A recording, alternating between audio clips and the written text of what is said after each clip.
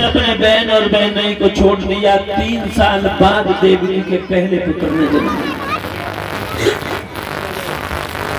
वसुदेव ने जब देखा तो वो देवकी का पुत्र गोद से ले लिया और लेकर के कंस की सभा में चले हैं। कंस की जब सभा में पहुंचे, कंस ने देखा तो दया आ गई।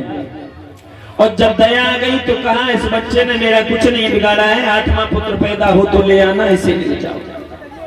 वापस कर दिया। और जब वापस कर दिया तो इधर नारद ने विचार किया, हो सकता है कंस को इस प्रकार से दया आती रही तो भगवान अवतार ना ले। नारद चले, कंस के पास पहुंचे। कंस ने देखा, सुंदर आसन डाल करके बिठाला। कहा, महाराज बड़े समय के बाद आना हुआ। कहने लगे, हाँ आए तो हैं, और आए जैसे हैं कि परसों देवताओं में बातें हो रही थी। तुमने अपनी बहन की शादी की तो देवताओं ने कोई वाणी की बताया। क्या बताया उन्होंने? वाणी में ये बताया कि देवकी का 8वां गर्भ तुम्हारा काल होगा। तुमने क्या किया? हमने देवकी को मारना चाहा। वसुदेव ने ये कहा, देवकी को ना मारो, इससे जो संतान जन्म लेगी मैं ला करके तुम्हें दे दूंगा, इसके बच्चे को मार दूंगा, क्योंकि तुम्हें वह देवकी से नहीं, देवकी की संतान से है। बोले ठीक है, अच्छा किया। फिर देवकी की कोई संतान हुई? बताया। अभी वसुदेव लेकर के आए थे, देवकी के पहला बालक हुआ, और थोड़ी देर पहले तुम आ जाते तो देखने को मिल जाता। मतलब मारा नहीं? बोले नहीं। अरे वो तो पहला बालक था, 8वां बालक हमारा काल होगा, पहले से तो कोई संबंध ही नहीं। बोले अच्छा किया। उसी समय नारद ने 8 लकीरों को संकेत दिया और ये कहा कि इनमें से अगर एक छोड़ करके गिनोगे तो कोई सी भी 8 नहीं हो सकती है। देवकी का 8वां पुत्र बताया है, लेकिन ये नहीं बताया है कि पहला ही जन्म लेने वाला हो या दूसरा हो या तीसरा हो। 8 बच्चों में से कोई सा भी 8वां हो सकता है। कंस की बुद्धि बदल गई। नारद को विदा करने के बाद मैं घोड़ा पर सवार होकर के देवकी के आंगन में पहुंच गया।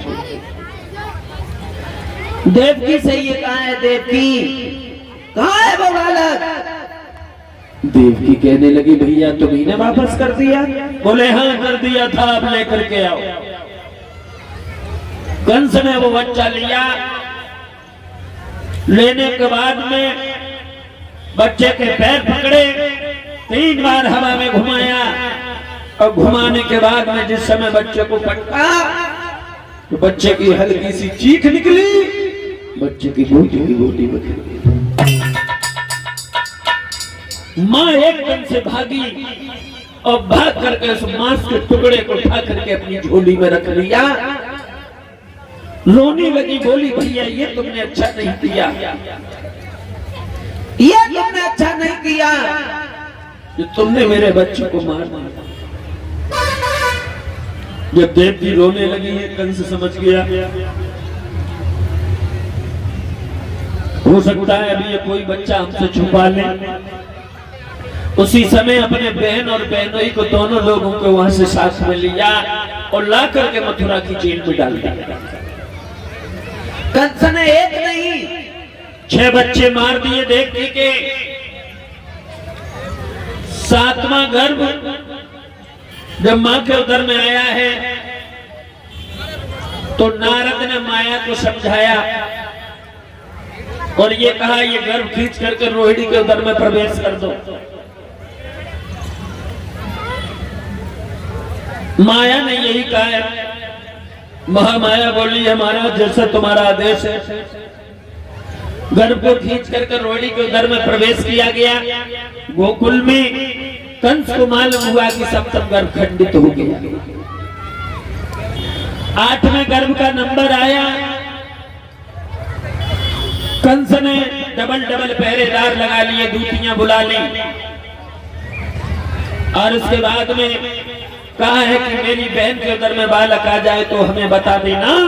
अपनी बहन को काल कोठरी में डाल दिया जिसमें अंधेरा ही अंधेरा नजर आता था। अपनी बहन को भरपेट भोजन नहीं देता है, कहीं इसके तंदुरुस्त बालक जन्म ना ले। देवकी हैरान है, परेशान है।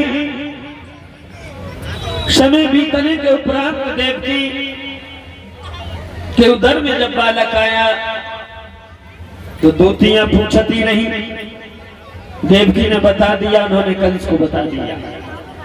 अब तो कंस स्वयं पहरेदारी करने लगा। पहरेदारों से कह दिया है हमेशा तैयार रहना, मेरी बहन के जब भी बालक जन्म ले तो हमारे कहने के लिए मत बैठे रहना, तुरंत पकड़ करके मार दे।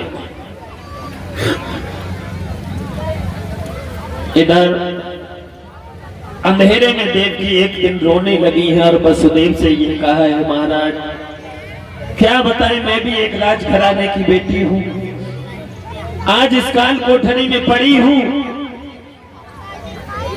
क्या करूं कुछ समझ में नहीं आता। श्रीमान रो करके बोली,